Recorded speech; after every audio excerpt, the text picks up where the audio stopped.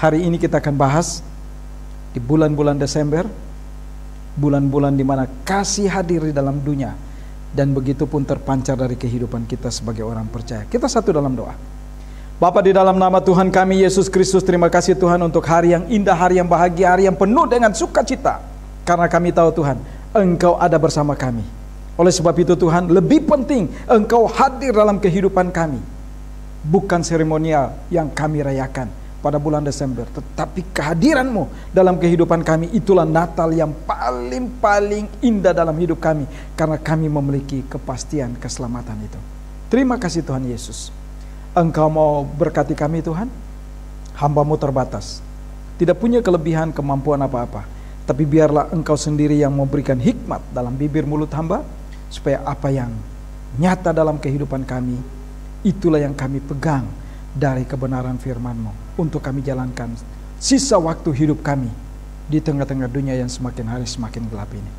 Mari Tuhan Engkau berkati kami di waktu yang singkat ini, dan biarlah boleh jadi sesuai dengan kehendak-Mu. Dalam nama Yesus. Amin. Baik Bapak Ibu yang dikasih dalam Tuhan kita Yesus Kristus, firman Tuhan terambil dari 2 Korintus 8 ayat 1 sampai 15. Tapi kita tidak baca dari semua. Kita akan baca beberapa ayat saja. Kita akan baca dari 2 Korintus pasal 8 ayat 7 sampai 9, dan kita lompat ke ayat 9, ke pasal 9 ayat 15. Ya. Baik, kita akan baca silih berganti. Saya akan baca dari ayat yang ke-7. Judul dan perikop diberikan oleh Lembaga Alkitab Indonesia Pelayanan Kasih. Ayat 7 dikatakan demikian. Ini saya pakai terjemahan baru ya. Karena itu sekarang sama seperti kamu, kaya dalam segala sesuatu, dalam iman, dalam perkataan, dalam pengetahuan, dalam kesungguhan untuk membantu, dan dalam kasih untuk terhadap, dalam kasih-Mu terhadap kami. Demikian juga hendaknya kamu kaya dalam pelayanan kasih ini.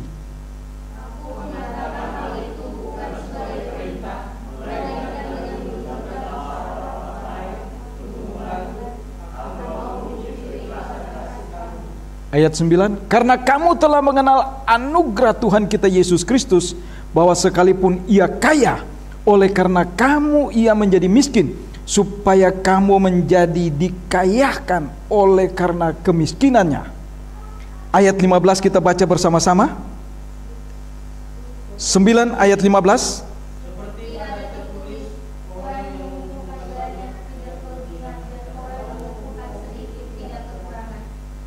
Ya, puji nama Tuhan, berbahagialah kita yang membaca merenungkan kebenaran firman Tuhan. Saya baca ayat ya pasal 9 ayat 15 sekali lagi. Syukur kepada Allah karena karunia-Nya tak terkatakan itu. Jadi pasal 9 ayat 15 ya, bukan 8 ayat 15, tapi enggak apa-apa. 8 ayat 15 dikatakan apa? Seperti ada tertulis, orang yang mengumpulkan banyak tidak berkelebihan, dan orang yang mengumpulkan sedikit tidak berkekurangan. Ayat 15 ya, pasal 9 dikatakan syukur kepada Allah karena karunia-Nya yang telah terkatakan itu. Ini luar biasa Bapak Ibu. Firman Tuhan hari ini mengingatkan kita bahwa kasih sebagai pengikat hidup bersama. Kenapa Bapak Ibu? Hari ini kok tema kita kedatangan Raja Damai, tapi kasih sebagai pengikat hidup bersama. Memang kalau kita sadari bahwa keberadaan kita sebagai orang percaya itu indah. Kenapa saya katakan indah? Bapak Ibu yang dikasih dalam Tuhan kita Yesus Kristus, kalau kita perhatikan, Yesus datang, dunia rusak. Ya, kita lihat Yohanes pasal 1 ayat 10, ayat mulai dari ayat 9, 10, 11, 12 itu nyata. Dia datang kepada milik kepunyaannya. Coba. Tapi milik kepunyaannya tidak mengenal dia. Tempatnya di mana? Tempatnya di kandang. Bapak Ibu, kalau kita perhatikan bulan Desember itu kalau di Timur Tengah ya, itu lagi musim hujan, musim salju, dingin. Anginnya saja dinginnya minta ampun. Waktu Ibu Ros ke Israel itu bulan berapa Ibu Ros? Maret ya. Lihat tuh ya. Dari Desember sampai Maret itu kedinginannya, maaf, bisa alergi. Padahal di tempat Ibu Ros itu di Batu Karang itu tempatnya dingin. Itu di kaki Gunung Sinabung ya. Itu tempatnya dingin. Tapi coba di sana kita lihat bulan Maret aja yang udah mestinya masuk bulan panas, anginnya saja jaket setebal apapun tembus. Maka itu nggak salah kalau orang di sana itu pakai apa? Pakai kerudung ya. Dan bukan cuma wanita, pria pun bungkus tutup kuping. Karena dinginnya minta ampun, menggigil. Nah, kalau itu terjadi Yesus lahir bulan Desember, Bapak Ibu, mungkin nggak gembala ada di padang? Tapi saya mau katakan, bisa saja. Karena di padang itu bukan berarti gembala itu ada di padang rumput. Tapi di sana itu tempat di mana ada satu tempat. Tempat itu sebenarnya yang dibilang makamnya Rahel, ya, waktu dia menuju ke Yerusalem. Nah, di situ kalau kita ke Israel itu ada tempatnya. Nah, mereka berteduh di situ. Dan gembala-gembala ini bukan orang sembarangan. Karena domba-domba ini sebenarnya domba-domba yang dipelihara ya untuk kurban.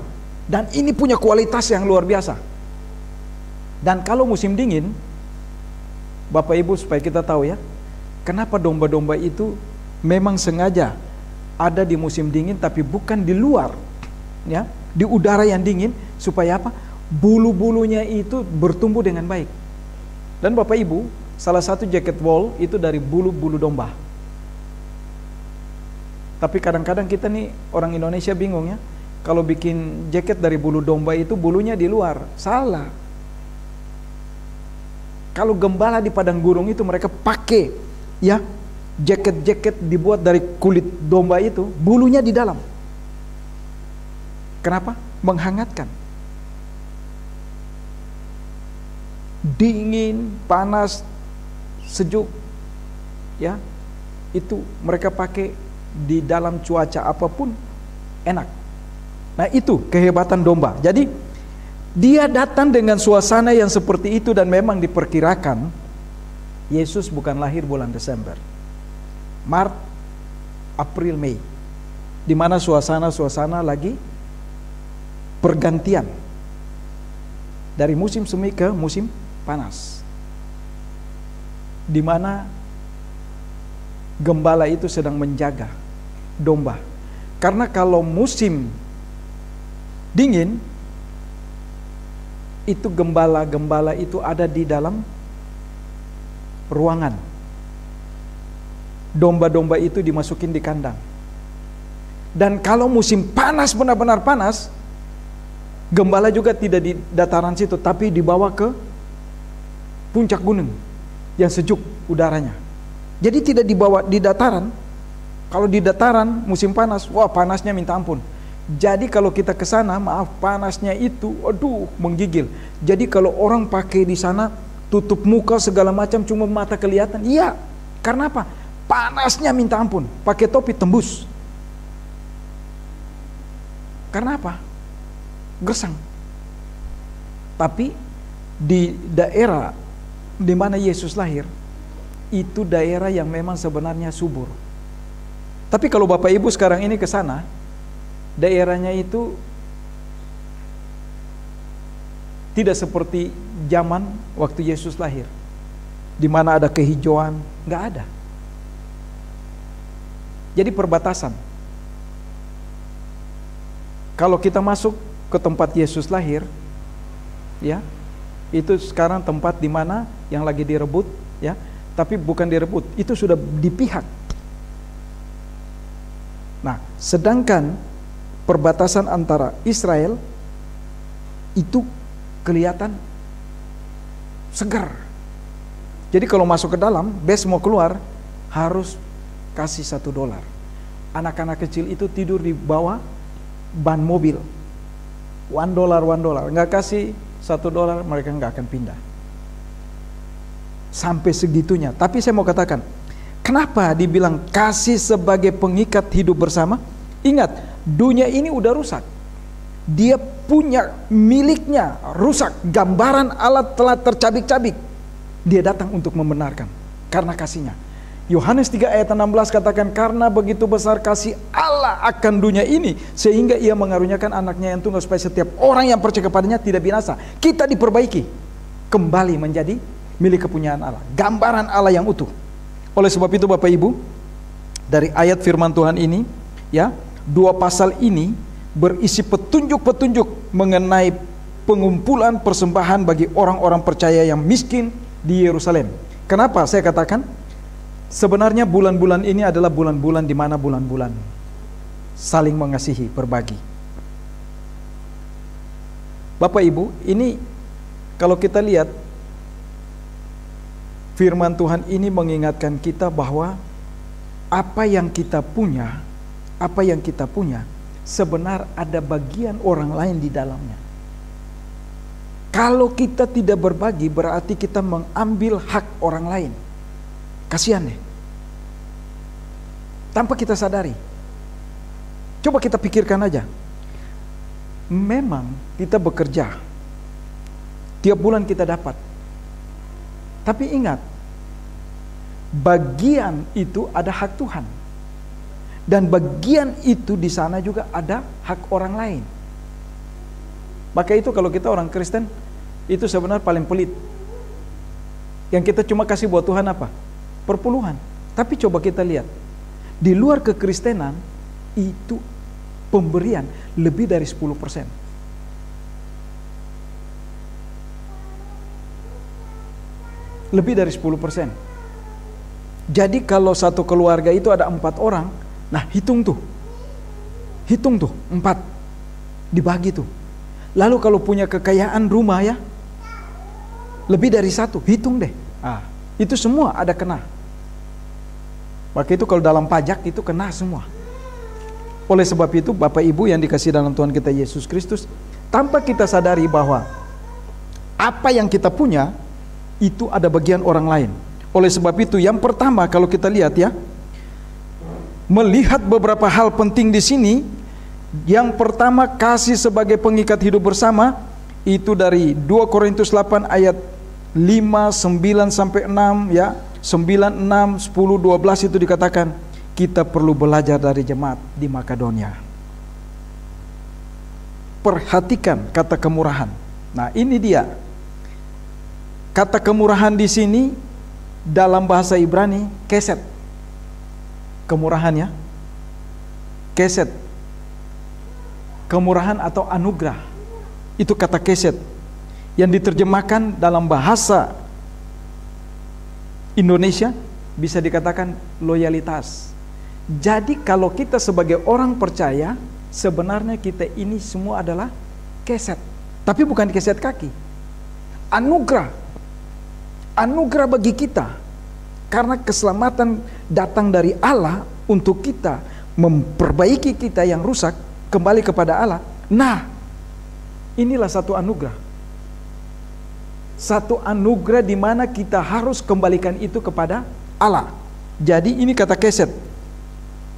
Biasanya diterjemahkan loyalitas, anugerah atau ya. Mari. Apa yang kita punya sebenarnya kita tidak bisa katakan begini. Oh iya. Ini karena saya menjaga makan, pola hidup saya sehat. Tidak. Itu karena anugerah. Kalau Tuhan bilang, ya Neman, maaf, ntar malam keran napas kehidupanmu saya mau offin aja deh. Ada nggak oksigen saya hirup? Nggak ada. Karena apa? Sekejap, udah. 100 hari manusia, 1 hari buat Tuhan. 1000 tahun buat Tuhan, 1 harinya manusia. Jadi kita nggak bisa bilang, oh iya, saya mau hidup 1000 tahun lagi. Nggak bisa. Kalau Tuhan izinkan dan berkenan, anugerah itu ada pada saya akan lakukan itu. Nah ini, oleh sebab itu Bapak Ibu, ini yang paling penting kita perlu perhatikan, bahwa kata kemurahan dalam bahasa Ibrani keset biasanya diterjemahkan loyalitas atau anugerah, ya. Sedangkan bahasa Yunani bisa diartikan sebagai kemurahan, kebaikan, penuh belas kasihan, ketulusan. Jadi apa yang kita memberikan kepada orang, nah itulah firman Tuhan di bagian lain katakan, kalau tangan kanan memberi, tangan kiri jangan ketahui. Maksudnya apa? Bapak Ibu, waktu kita lakukan kebaikan buat orang, jangan kita pernah ingat-ingat. Waktu kita ingat, sebenar berarti kita membuat Tuhan apa? Tidak berhutang sama kita. Tuhan melihat kita begini, ya teman, apa sih yang kurang?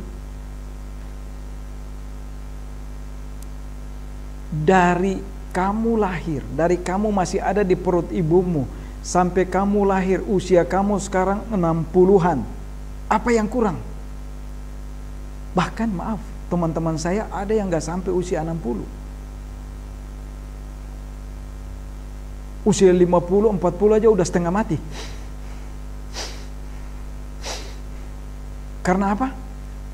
Keran oksigennya Tuhan kasih kecil dikit, biar sadar bahwa hidup ini adalah anugerah.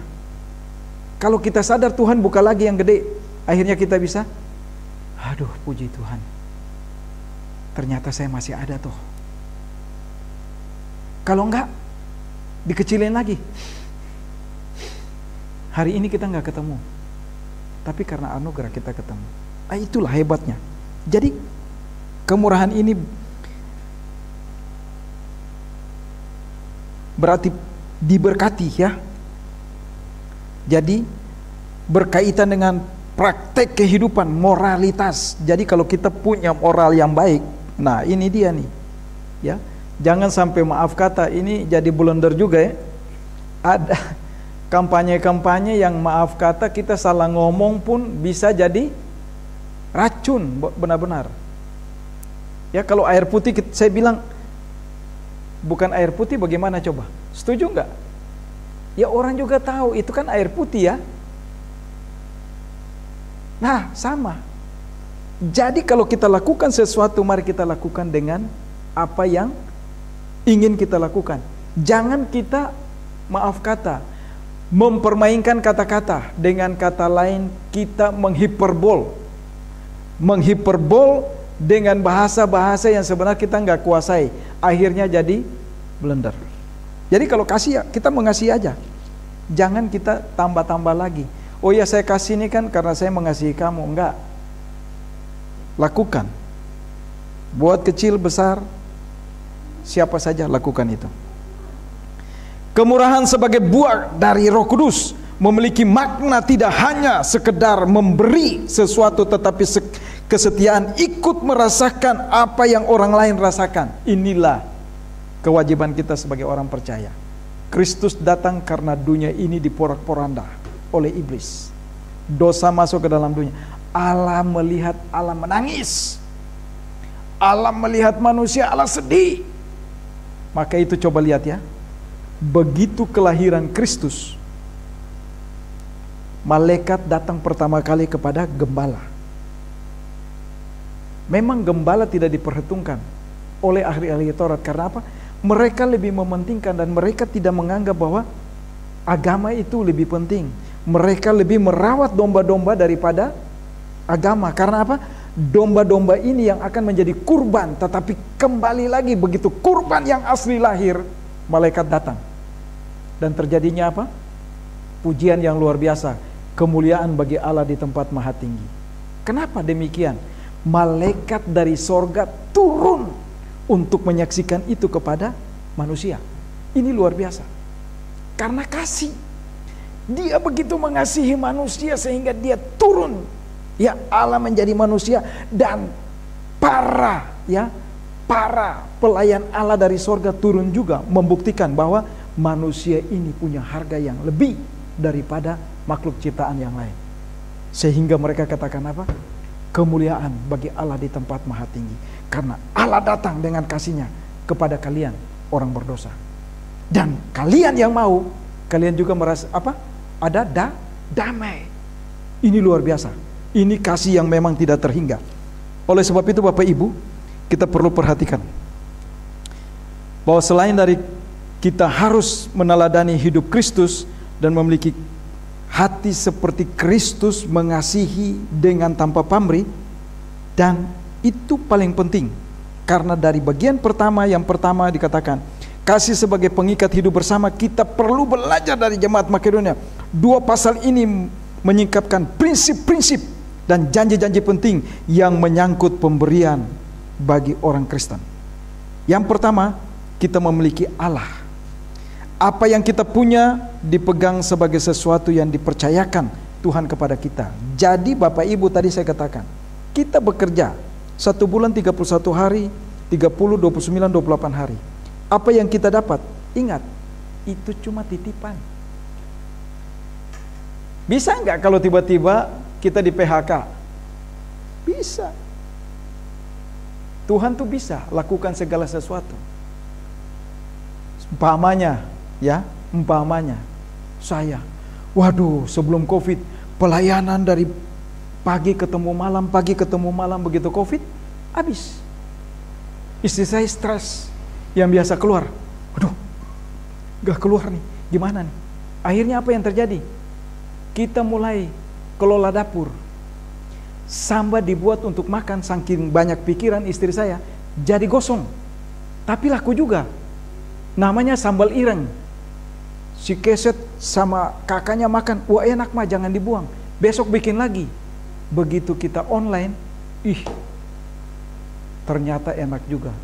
Makan pakai nasi putih pun enak, makan pakai bakso enak, makan pakai Indomie enak.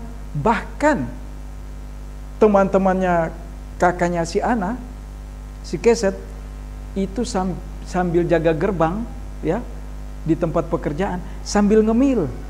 Pril, tolong Pril, pesan lagi. Waduh, coba tuh, itu cabai. Kok bisa dimakan begitu? Saking enaknya. Kenapa? Anugerah dari Tuhan. Belas kasihan. Jadi jangan kita bangga. Bangga dengan pelayanan, tiap hari keluar ketemu orang, tiba-tiba cup, semua tertutup. Tapi Tuhan berikan hikmat. Karena ada apa? Ada karunia khusus. Anugerah khusus Tuhan berikan. Saya yang gak biasa bikin kopi, jadi tukang kopi juga. Bikin kopi, bikin teh tarik, akhirnya dipadatkan. Jakarta, Bogor, Tangerang, pesan, antar. Bisa Bapak Ibu? Bisa. Jadi kita nggak boleh bangga. Apa yang ada pada kita itu semua sementara. Itu hanya titipan. Lalu terus sekarang tanya, Pak Yaneman, terus kopinya sama teh tariknya gimana sekarang? Beda lagi. Bisa ya? Zaman stuck, Tuhan kasih stop. Yaneman, Ibu Ros, stop. Tidak keluar kemana-mana. Ada orang panggil zaman COVID. Begitu sampai depan rumah dia tutup pagar. Pak maaf, ini ya pokok doa saya. Dilempar dari dalam ke pagar. Bisa ya? Udah dipanggil nih, dilempar. Tapi di situ Tuhan didik kita bahwa semua itu adalah rencana Tuhan. Semua ada maksud Tuhan. Jadi jangan kita bangga dengan diri kita. Semua titipan Tuhan bagi kita. Napas hidup pun Tuhan titip. Tuhan mau ambil juga bisa. Oleh sebab itu Bapak Ibu, jangan pernah kita takut. Apa yang perlu kita takut di dalam dunia sih? Sekarang kalau ada orang katakan begini, rumah itu ada berhantu. Ada satu ibu tanya, Pak Yaneman mau nggak rumah hantu di Pondok Indah? Saya bilang, Oma, mau Oma. Kalau ada yang kasih, mau. Ye mau. Dia cari tahu. Ternyata rumah itu bermasalah. Dan dia bilang, Pak Yaneman, maaf itu rumah bermasalah. Tidak ada yang punya. Itu ada dalam penguasaan bank. Kalau ada yang punya, saya beli buat Ye. Waduh, saya bilang puji Tuhan. Ternyata, kenapa? Kita rubah. Hantu itu menjadi Tuhan. Coba 2 kali sebut kata Tuhan, terselip kata Tuhan, Tuhan. Ada hantu kan? Tapi coba kita sebut 2 kali kata hantu. Hantu, hantu. Ada Tuhan. Kita ubah kutuk menjadi berkat. Karena apa? Tuhan dengan kasih-Nya, Tuhan titipkan segala sesuatu dalam kehidupan kita. Yang kedua dari bagian yang pertama, ya, kita perlu belajar dari jemaat di Makedonia. Kita harus membuat keputusan yang berdasarkan dalam hati kita untuk hidup bagi Allah, bukan untuk uang, materi, dan kekayaan. Bapak Ibu coba rubah konsep kita ya. Kalau kita mau hidup diberkati Tuhan, mari kita rubah begini. Tuhan, uang saya butuh, tapi bukan uang segala-galanya. Karena ada firman Tuhan katakan begini, kalau apa yang kita kejar susah payah, ya, tidak akan menambah atau membuat kita menjadi kaya. Tapi berkat Tuhan itu kapan? Waktu kita tidur juga Tuhan sudah memberkati kita. Tapi susah payah tidak pernah membuat kita kaya. Karena apa? Semua itu Tuhan titip. Nah, waktu Tuhan titip bagi kita, mari. Ada bagian-bagian orang di sana. Ada bagian-bagian Tuhan di sana. Maka itu Tuhan katakan cuma apa? Tuhan cuma minta 10%. Tapi saya mau katakan dulu, oksigen 1 hari berapa tabung Ibu Ros kalau kita di rumah sakit? Oke lah, 1 kali 24 jam 1 tabung. 1 tabung berapa perak? Ada 300.000? Taruhlah 100.000 ya. 100 kali 31 hari berapa perak? Halo? Berapa Ibu Ros? 3.100.000. Ada enggak dari 3.100.000 kita berikan buat Tuhan? Itu 1/10 dari napas hidup kita loh. Bukan uang, tapi boleh kita berikan itu buat Tuhan. Jadi untuk memberi buat Tuhan bukan karena ada, bukan. Kasih itu bukan karena saya punya harta baru saya memberi, tidak. Tapi kasih itu dari ketulusan hati kita. Sebelum kita diberkati, kita sudah diberkati oleh Tuhan. Lihat ya, Bapak Ibu. Yesus waktu bangkit dari antara orang mati, dia bangkit. Dia temuin murid-muridnya. Sebelum mereka datang jumpa dia, dia sudah mempersiapkan apa? Ikan dan roti. Waktu mereka datang, dia katakan apa? Mana tangkapan kalian? Taruh di sini. Tambahkan. Jadi ingat Bapak Ibu, sebelum kita minta, kita sudah diberkati. Satu contoh. Napas kehidupan kita, oksigen kita hirup cuma-cuma. Ya, kita hirup cuma-cuma. Bisa nggak kita kasih 10%-nya buat Tuhan? Jadi jangan pernah katakan begini, aduh Tuhan, saya mau kasih sesuatu buat Engkau Tuhan, tapi nggak punya nih. Jangan pernah katakan begitu. Nanti Tuhan bilang begini, ya neman, begitu ya. Kalau gitu, saya mau berikan aja kerongkonganmu sedikit ada buah kedondong di sana. Tahu buah kedondong ya? Pernah lihat kedondong nggak? Buah kedondong tuh apa? Bagaimana coba? Nah, itu biasa kalau kami di Ambon bilang begini, suara kamu kalau mau bagus, coba pakai kedondong, kasih benang, terus masukin, telan, tarik keluar, telan gitu ya. Gimana coba? Kasar kan? Tuhan berikan cuma-cuma. Napas kehidupan. Covid kita bisa lewatkan. Itu anugerah. Bukan hebatnya kita. Bukan hebatnya kita, tapi anugerah. Oleh sebab itu Bapak Ibu, kita harus membuat keputusan, ya. Maka itu di sini dikatakan begini. Saya baca ayatnya ya. Bagian yang kedua ini dikatakan bahwa 1 Korintus 8 ayat 5 dikatakan demikian. Mereka memberikan lebih banyak daripada yang kami harapkan. Mereka memberikan diri mereka pertama-tama kepada Allah, kemudian oleh karena kehendak Allah juga kepada kami. Jadi kalau orang gak bisa memberikan persepuluhan kepada Allah, mari datang cari Allah. Seperti orang Majus dan gembala di padang. Waktu malaikat datang kepada mereka, di sana telah lahir ya Raja damai. Mereka bukan tinggal diam, tapi mereka cari. Karena apa? Mereka nggak bisa berikan apa-apa. Seperti orang Majus yang memberikan mazmur dan kemenyaan. Mereka orang yang berlimpah. Tapi coba, gembala memberikan dirinya datang dan menyaksikan yang sesungguhnya. Ini luar biasa. Ini luar biasa. Ini yang Tuhan inginkan bagi kita. Oleh sebab itu Bapak Ibu yang dikasihi dalam Tuhan kita Yesus Kristus, Matius 6 ayat 24 katakan begini. Tak seorang pun dapat mengabdi kepada dua tuan, karena jika demikian ia akan membenci dan yang seorang dan mengasihi yang lain, atau ia akan setia kepada yang seorang dan tidak mengindahkan yang lain. Kamu tidak dapat mengabdi kepada Allah dan kepada Mamon. Pilih. Mau pilih mana? Tuhan, hari Minggu saya butuh duit Tuhan. Jadi kalau saya nggak keluar nggak dapat duit. Ada banyak adik-adik kami layani di kota. Mereka itu Minggu itu biasa Tanah Abang ramai.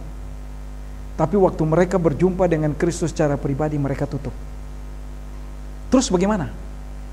Waduh, pendapatan Minggu hilang dong.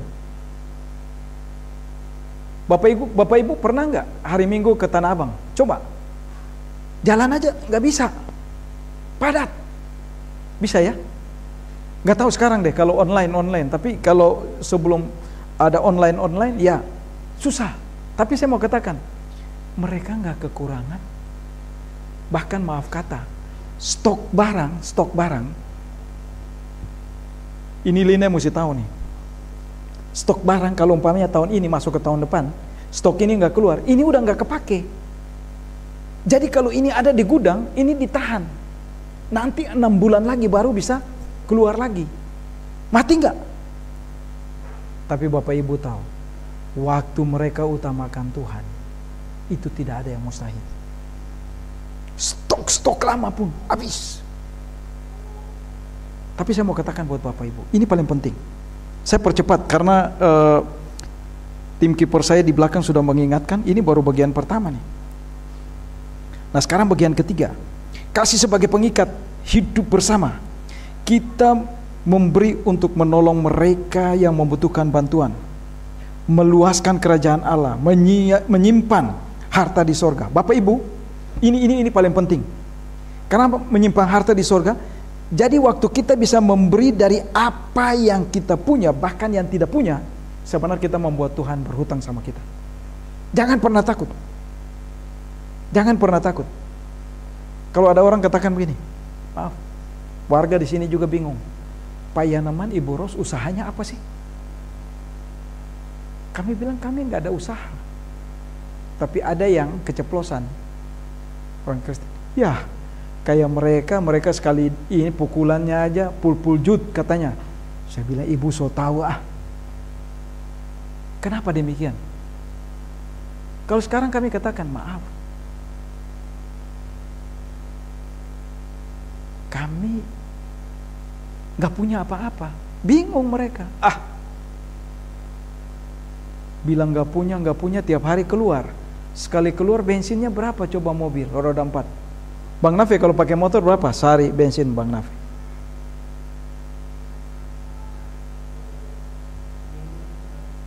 Seminggu berapa?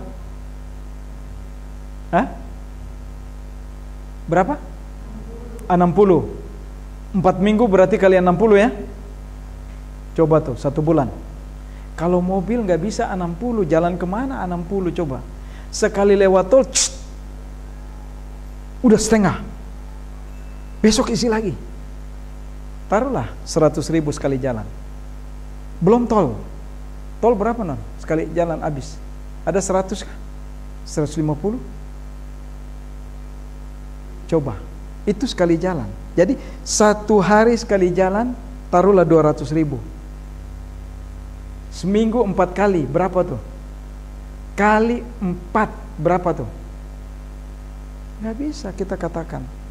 Enggak. Kalau kita mau begitu ya udah kita jalan kaki. Kalau jalan kaki dari Pamulang kemarin gimana coba? Sampai di sini langsung, aduh, mau pulang malas lagi nih, coba. Tapi saya mau katakan, lakukanlah yang terbaik buat Tuhan. Karena firman Tuhan katakan itu ya dan amin. Filipi, saya baca ya, Filipi 4 ayat 1 Korintus 9 aja deh, ayat 14 katakan begini. Demikian pula Tuhan telah menetapkan bahwa mereka yang memberitakan Injil harus hidup dari pemberitaan itu sendiri. Jadi jangan perlu kita takut. Kita memberitakan Injil bukan harus dengan kata-kata, tapi dengan tingkah laku kita.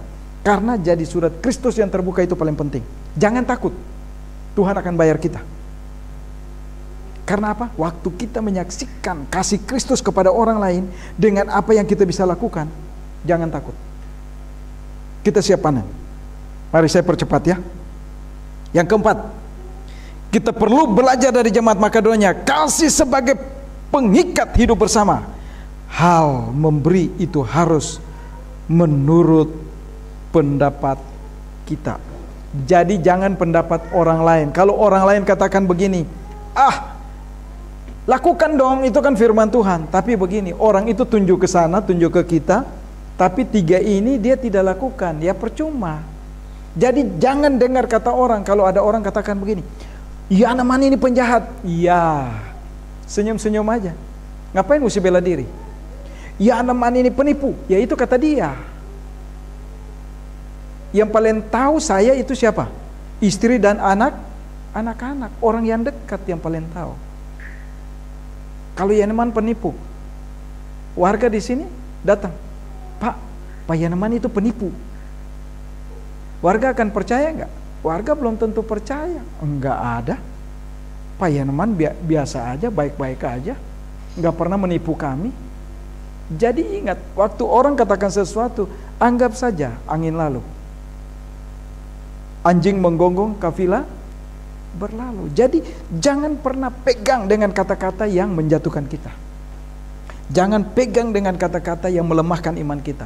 Tapi mari kita pegang kepada firman Tuhan.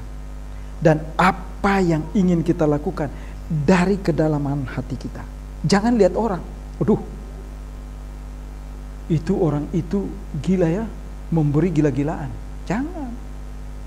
Tapi mari, waktu kita bisa berikan aja oksigen 1 bulan kita hirup 3 juta sekian, kita berikan aja 1/10.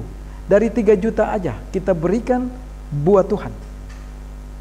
Jangan pernah katakan gini, tunggu dulu saya belum punya apa-apa. Tapi oksigen kita hirup cuma-cuma. Ya, tanaman di sekitar kita dengan tangan kita Tuhan tumbuhkan, Tuhan berkati. Oksigen dari situ muncul kepada kita. Ya, ini kesegaran yang baru, tapi kita nggak mau. Contoh, saya lihat ada banyak orang malas ya. Matahari itu Tuhan berikan cuma-cuma buat kita. Dan matahari itu vitamin D paling penting. Kenapa waktu zaman COVID disuruh jemur? Karena nggak ada obat memang. Nah sekarang kenapa kita mudah flu, kita mudah dan sebagainya? Coba, ambil aja 5 menit ya, jam 9 ke jam 10. Hadapi aja matahari. Kita akan aman. Itu anugerah dari Tuhan. Itu cuma-cuma. Tapi kenapa kita malas? Inilah yang membuat kita tidak pernah bisa mengecap yang namanya kasih dari Allah. Bagaimana kasih itu kita mau impartasikan kepada orang lain? Olahraga dong supaya sehat. Tapi kita sendiri nggak mau olahraga. Percuma. Oleh sebab itu Bapak Ibu yang dikasih dalam Tuhan kita Yesus Kristus, yang kelima dikatakan, kita perlu belajar dari jemaat Makedonia. Kasih sebagai pengikat hidup bersama. Hal memberi itu dipandang sebagai suatu bukti dari kasih kita. Dan harus dilakukan sebagai pengorbanan dan dengan sukarela. Ini yang paling penting. Jadi kita harus apa? Pandang sebagai sesuatu bukti dari kasih Allah kepada kita dan kita importasikan. Bapak Ibu, kalau gelas kita isi air, ya, gelas kita isi air, kita tidak pernah minum, gelas ini tidak akan diisi lagi kembali. Air itu tinggal begitu dan Bapak Ibu, coba aja kita taruh air di gelas, kita biarkan aja 2-3 hari. Kita minum enak enggak? Air basi juga. Biar kata udah matang. Jadi hati-hati. Tuhan memberikan sesuatu untuk kita salurkan. Jadi air yang udah diisi gelas ya kita minum. Orang yang kurang minum fatal juga buat kesehatan. Tapi dia isi airnya. Cuma dia nggak minum-minum. Bagaimana gelas ini ditambahkan lagi air yang baru? Tidak akan pernah bisa. Itulah kasih. Kasih dari Allah kepada kita. Kalau kasih itu sudah ada dalam hidup kita dan memenuhi kita, mari kita importasikan kepada orang lain supaya kasih yang baru diisi. Saluran air kalau nggak dipakai-pakai Bapak Ibu, saluran air itu macet dan air itu akan bau. Tapi kalau air itu dipakai terus, air itu berganti dari mata air yang benar-benar baik, air yang kita nikmati pun enak. Maka itu bingung juga kalau ada orang-orang datang ke tempat kami, bahkan kalau kami bawa air ke Tangerang, karena air di sana nggak, air kalian enak ya. Saya juga bingung tuh, kok air bisa rasa beda ya? Ada lagi yang bilang, kok airnya manis ya? Waduh, saya cuma bilang terima kasih Tuhan. Dan saya paling senang minum air sumur saya. Saya kemana-mana, mau kata aku, enggak, saya bawa air saya. 2 liter, 3, 4 liter saya bawa. Karena air saya memang paling enak. Nah itulah. Oke, yang keenam dikatakan, dengan memberi kepada Allah kita tidak saja menaburkan uang, melainkan juga iman, waktu dan pelayanan kita. Jadi ingat Bapak Ibu, jangan kita menganggap bahwa kita memberi kepada Allah itu selalu uang. Tapi waktu kita memberikan kepada Allah 1 jam saja. Ada pujian katakan begini ya.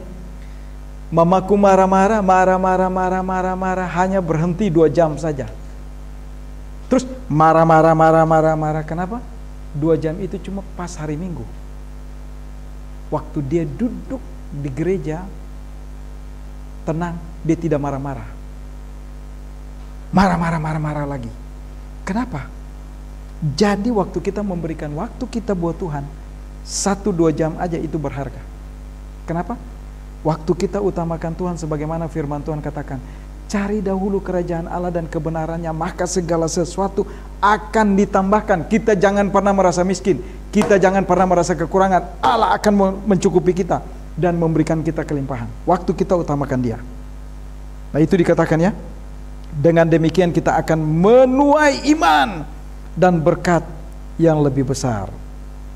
2 Korintus 8 ayat 5 dikatakan, mereka memberikan lebih banyak daripada yang kami harapkan. Mereka memberikan diri mereka pertama-tama kepada Allah, kemudian oleh karena kehendak Allah juga kepada kami. Coba, ini karena kasih. Oleh sebab itu Bapak Ibu, sekarang kita masuk poin yang kedua. Karena juru timekeeper saya di belakang sudah mengingatkan. Yang kedua, dari bagian yang pertama, kasih sebagai pengikat hidup bersama, ya. Iman menjadi miskin, ya. Ia menjadi miskin, bukan iman. Ia menjadi miskin. Ia itu berarti Kristus yang kaya, yang berada di sorga, turun menjadi manusia.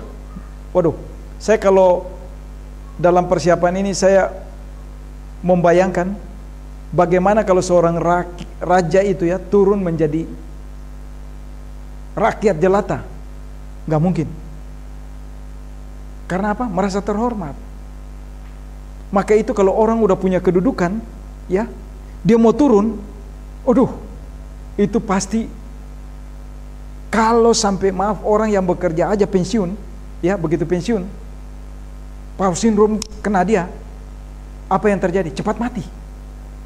Karena apa? Dia hilang wibawa, dia hilang segala-galanya. Nah ini Allah yang menciptakan manusia dan dunia ini, dia turun menjadi rendah, lebih rendah daripada manusia. Dan lahirnya di mana?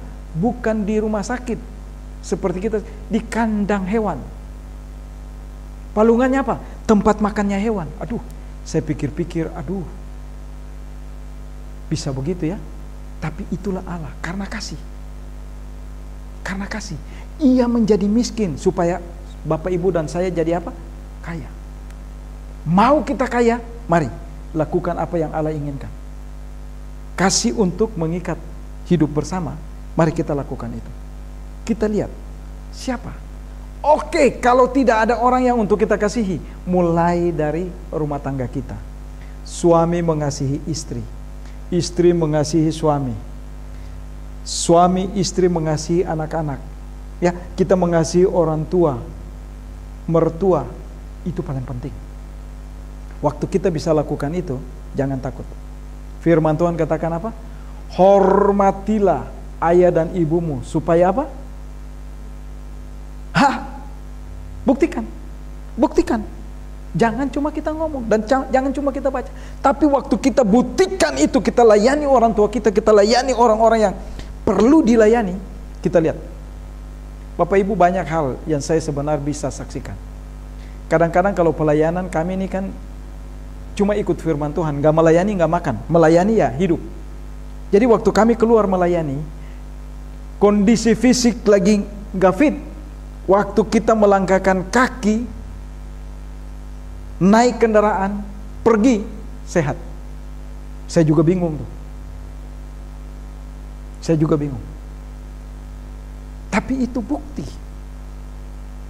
Itu bukti. Allah mengasihi manusia yang berdosa bukan berarti Allah kekurangan kasih. Justru karena kelimpahan kasihnya dia turun kepada manusia. Ya, membuat manusia ini menjadi berarti karena kasihnya. Dan sekarang kasihnya itu kepada kita, mau enggak kita mengimpartasikan kepada orang lain? Poin yang ke-8 ini indah sekali. Jadi dikatakan suatu bagian penting dari hakikat sifat Kristus ialah memberi secara berkorban. Karena saya telah menjadi miskin, maka sekarang kita mengambil bagian dalam kekayaan kekalnya. Salah satu apa? Keselamatan kita miliki. Dan keselamatan itu tidak dapat diberikan oleh dunia ini. Kekayaan? No. Harta? Minggir. Apa yang kita punya?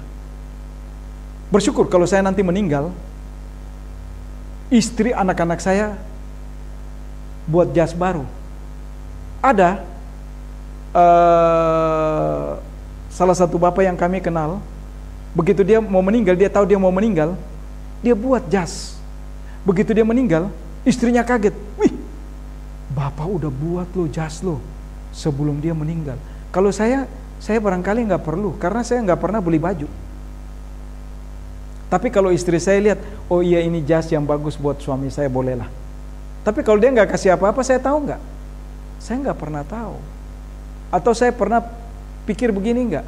Oh iya ini karena mobil atas nama saya, ada satu rumah atas nama saya, begitu saya meninggal, rumah dan mobil saya bawa juga.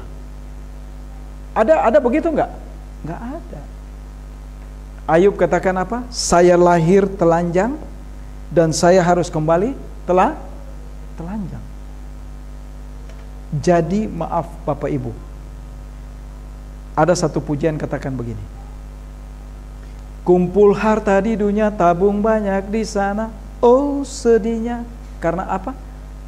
Ngengat dan karat akan menghabiskan harta kita. Waktu kita bangun rumah, ya, berapa tahun lama kita bertahan rumahnya? Pernah dengar nggak ada rayap?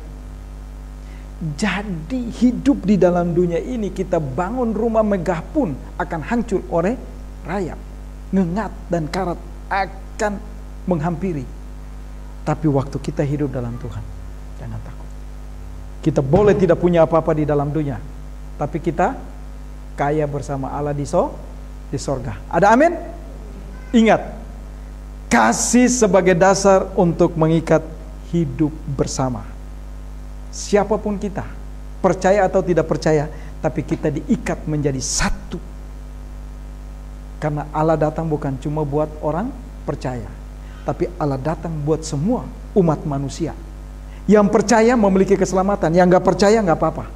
Tapi dia datang karena dia mengasihi dunia ini, dunia yang penuh dengan kegelapan, dia ingin menerangi. Maka itu bintangnya menunjukkan bahwa raja di atas segala raja hadir di dalam dunia. Dan untuk Bapak Ibu dan saya, kita jangan perlu takut. Mari mulai lakukan impartasi kasih itu kepada orang lain. Karena kasih itu kita dapat cuma-cuma, anugerah itu kita sudah terima. Sebelum kita ada pun kita sudah menerima hal itu. Oleh sebab itu Allah inginkan untuk kita bagi itu juga kepada orang lain. Amin. Kita tunduk kepala dan kita berdoa. Bapa, terima kasih Engkau begitu baik, Engkau Allah yang tidak pernah tinggal diam, Allah yang terus bekerja dalam hidup kami. Dan terima kasih atas kebenaran firman-Mu Tuhan. Engkau mau terus menjelaskan sejelas-jelasnya bagi kami bahwa kasih pengikat hidup bersama. Apa yang kami punya Tuhan, napas kehidupan, kesehatan, semua adalah milik Engkau. Oleh sebab itu Tuhan, kami ingin memuliakan Engkau dengan tubuh kami. Kami ingin memuliakan Engkau dengan seluruh asistensi kehidupan kami untuk menjadi berkat bagi orang lain. Terima kasih Tuhan Yesus. Kehendak-Mu yang jadi Bapa, jangan kehendak kami. Haleluya. Amin.